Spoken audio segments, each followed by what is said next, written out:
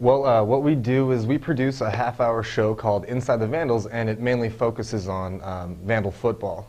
What we also do in the class is we have beats for the other sports like golf and tennis and women's soccer. What we do is throughout the week we collect interviews, B-roll, and we put it all together, and we have this show that airs every Thursday, and our teacher will take all our packages and throw them all together for this half-hour show that we produce, and it goes on air. So what is the process for that? Do you do all the filming, you do the production, like what all do you do? The process is we get our assignment for that week, and then we go and grab our equipment.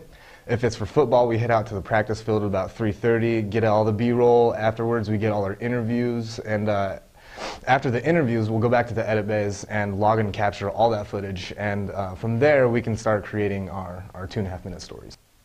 When we're using cameras to produce our show for the football team, we use a 3-camera system, and the number 1 camera is 15 yards ahead of the play.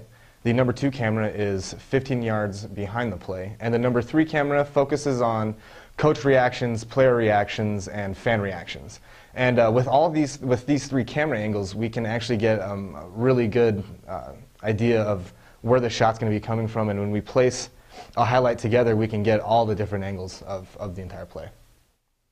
In the show? Inside the Vandals is a 30-minute production over football and other sports, but it's mainly football. And inside that 30 minutes is also a segment called Campus Connection. And with Campus Connection, we find stories around campus unrelated to sports that deserve, to be mentioned as well for the university.